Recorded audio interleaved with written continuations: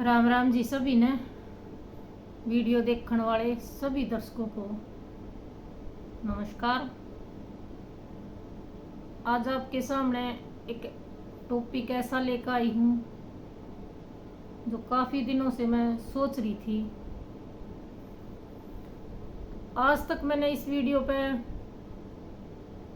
इस चैनल पे हम अपनी जो है दिनचर्या के बारे में दिखाया आपको कि मेरी क्या दिनचर्या थी, हर बात शेयर करी। लेकिन मेरे को लगा कि कुछ नया करना चाहिए, हमें कुछ और करने की ज़रूरत है, अपने लिए भी और अपने बच्चों के लिए भी और बुजुर्गों के लिए भी। एक सब का मिश्रण लेकर चलेंगे, क्योंकि वीडियो में हर वर्ग के लिए बनाऊंगी जिसमें बच्चा ने भी कुछ सीखने को मिले और हम अपने अनुभव भी कुछ बता सकें और कुछ अपने बुजुर्गों के अनुभव शेयर करेंगे, कुछ किस्से, कुछ कहानियाँ। तो ये सब मिलके इस वीडियो चैनल पे दिखाए जाएंगे। तो एक नई राह चुनते हैं और उम्मीद करती हूँ कि आप इस रास्ते में मेरे साथ चलेंगे और मेरा पूरा साथ देंगे, क्योंकि आपके साथ के बिना अकेले कुछ नहीं कर सकते। तो चलो मिलकर चलते हैं, एक नई राह चुनते हैं। तो आज अपनी दिनचर्या की बजाय आज अपने ऊपर बात करेंगे कि एक समाज के बारे में हमने ज़रूर बात करनी चाहिए कि आज का टाइम में समाज में चल क्या रहा है। बहुत सी कुरीतियाँ चली हुई हैं, इस पर हर इंसान ने बात करनी चाहिए, कुछ सुधार हो जाए, इसमें किसी भी तरीके से सरकार तक बात पहुँचे, क्योंकि कईयों ने भी बहुत बढ़िया मुहिम छेड़ रखी है।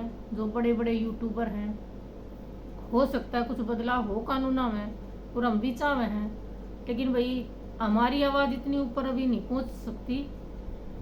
तो लेकिन शुरुआत है, ये एक कोशिश करते हैं अपने आप को खुश रखने की, अपने बुजुर्गों को खुश रखने की और कुछ समाज में बदलाव करने की।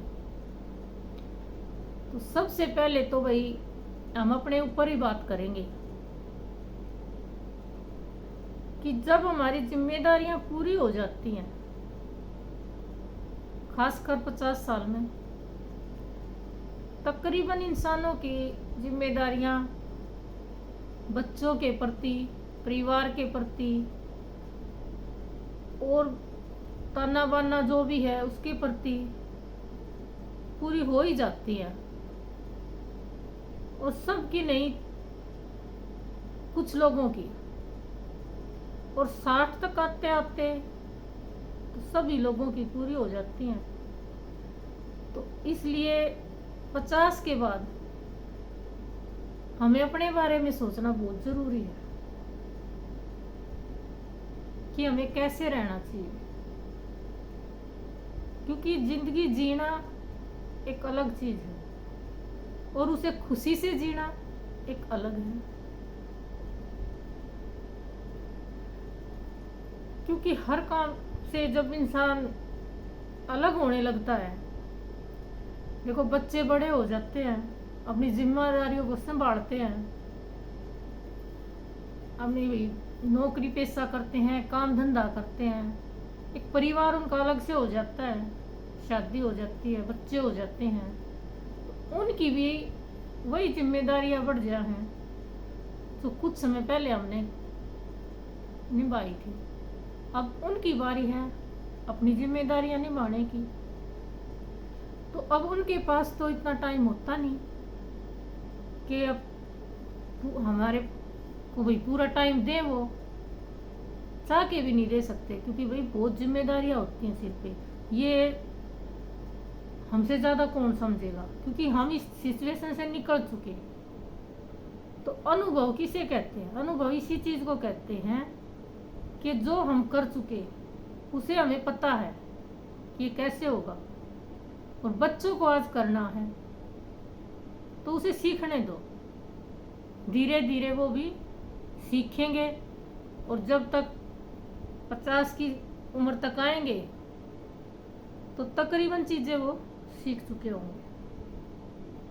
तो इसलिए कहते हैं कि बड़ा आदमी, बुजुर्ग आदमी अनुभव का ज्ञान देता है। तो अनुभव हमारे जीवन में बहुत ज़रूरी है। तो अब हम ख्याल अपना रखें कैसे, खुश रहें कैसे, बात इस पे है। सबसे पहले खुश रहना सीखो। जब तक हम पीछे मुड़ के देखते रहेंगे तो हम खुश नहीं रह सकते। हमें आगे देखना होगा। अपने बच्चों की खुशी से बढ़कर कुछ नहीं है। पोता पोती हैं,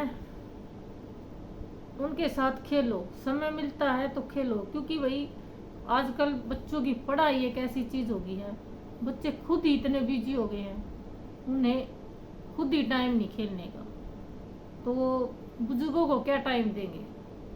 तो इसलिए बुजुर्ग अकेला पड़ता जा रहा है। उसको अपना ध्यान स्वयं ही रखना होगा। तो सबसे पहले खुश रहना सीखो, अपने आप को पहचानना सीखो कि हम हैं कौन, अपनी जिंदगी जीना सीखो। क्योंकि अब हमें अपनी जिंदगी जीनी है। आज तक हम जी रहे थे बच्चों के लिए, हर जो काम कर रहे थे वो बच्चों के लिए कर रहे थे, लेकिन अब अपने लिए करना है। जो भी करना है अपने लिए करना है, अपनी खुशी के लिए करना है, अपने स्वास्थ्य के लिए करना है। क्योंकि स्वास्थ्य ही सबसे बड़ा धन है। तो सुबह थोड़ा घूमे, अगर बाहर नहीं जाते तो अपने घर में ही टहलें, लेकिन टहलें जरूर। अगर आपके घर के सामने कोई जगह है तो वहाँ घूम सकते हो। आपके पास आसपास में कोई पार्क वगैरह है, आप वहाँ घूमने जा सकते हो।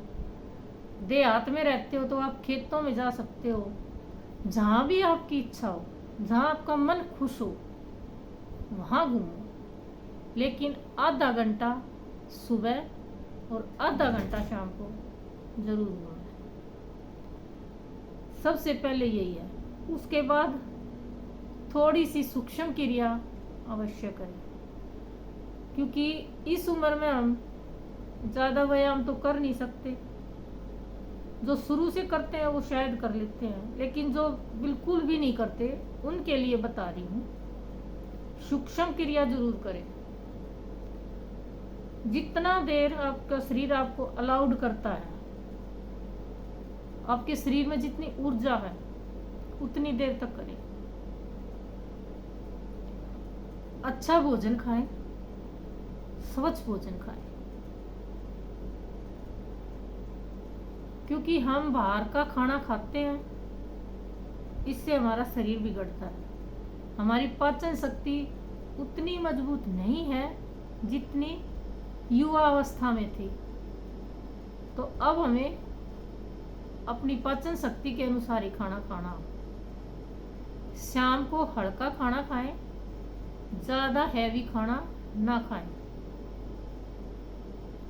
तली हुई चीज़ों से बच के रहें, क्योंकि आजकल फास्ट फूड वगैरह बहुत ज़्यादा चले हुए हैं और जो खतरनाक बीमारियां इन्हीं से पैदा होती हैं। तो इनसे जितना दूर रहोगे उतना आपके शरीर के लिए अच्छा होगा।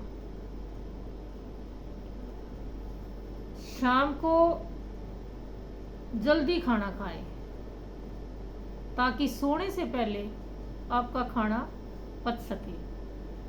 क्योंकि आजकल बहुत लेट खाना खाने की एक परंपरा सी चल गई, जिसे खाना लेट खाते हैं तो खाना पच नहीं पाता और हमें अच्छी नींद भी नहीं आती फिर। क्योंकि खाना नहीं पचेगा तो हमें रात को बेचैनी हो जाएगी, गैस बढ़ने लगेगी, खट्टी खट्टी डकारें आने लगेंगी।